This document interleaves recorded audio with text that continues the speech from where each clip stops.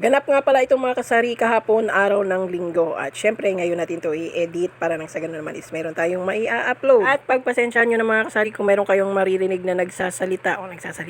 Meron kayong maririnig na nagmamaritesan kasi si Bianan merong bisita. Ayan, medyo maingay yung aking background ngayon. At meron ding mga bata na naglalaro sa labas dahil yung bisita ni Bianan is may kasamang mga bata. So ayan nga mga kasari, no, ngayong araw na ito ay sasagot tayo ng comment ng isa nating kasari. So yung kinoment ng ating isang kasari, mga kasari, o diba? Mga kasari, ang dami ng kasari. Doon siya nag-comment sa pinost ko kahapon. So natutuwa naman ako kasi meron din pala talaga akong nai-inspired kahit na pabalik-balik lang yung aking video, yung aking mga post at yung pabalik-balik lang yung aking mga share. Meron din pala talaga akong mga kasari na katulad ko, mahina at matumal yung tindahan. So ang sabi niya doon, matagal niya na daw akong followers at matagal niya na daw pinapanood yung aking video. At ang sabi niya pa is dati-dati daw, halos magkatulad lang kami ng benta sa isang araw. Yung bang nakakabenta ng 100, minsan mababa pa sa 100 dahil sa sobrang tumal ng benta sa araw-araw. At ang sabi niya pa sa akin, buti pa daw ako kasi hindi ko daw sinukuan yung araw-araw na matumal na benta. At ngayon daw, ayan, nakikita niya raw sa video ko na medyo madami na yung aking benta. At ang sabi niya pa, kung hindi niya daw sinukuan yung pagtitinda, di dapat daw sana is malaki na rin yung kanyang benta ngayon katulad ng benta ko. Yun yung comment niya dun sa akin. At ang sagot ko naman dun sa comment niya kahapon, kahit na matumal yung aking tindahan noon at hindi naman masyadong mabenta, talagang hindi ko sinukuan kasi iniwala talaga ako na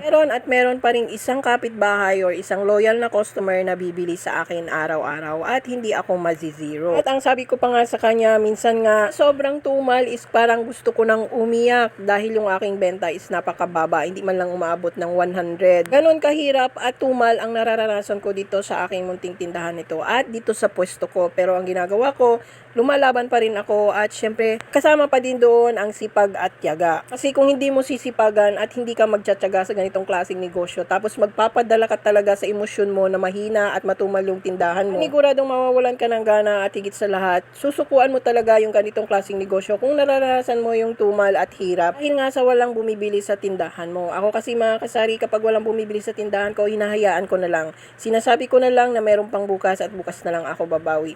At kapag naman yung aking benta maliit man yan o malaki, hindi ko pinoproblema at hindi ko iniisip dahil meron din talagang mga araw na hindi matumal at syempre mabenta. Ganun naman talaga sa negosyo mga kasari. Minsan yesta at minsan naman hindi. So kung hindi ka talaga matyaga sa ganitong klaseng negosyo, wala. Susukuan mo talaga. Kaya ang ginagawa ko talagang hinahayaan ko na lang. Kung kailan talaga ako mabenta, edi maganda. Kung hindi naman mabenta, abay syempre babawi na lang tayo kinabukasan. So ayan kasari, maraming salamat sa pag-comment mo dyan sa aking munting post. Kasi mga kasari, sa picture siya kasi nag-comment. So natutuwa daw talaga siya sa akin. At ayan, malaki na yung aking benta sa araw-araw at hindi katulad noon.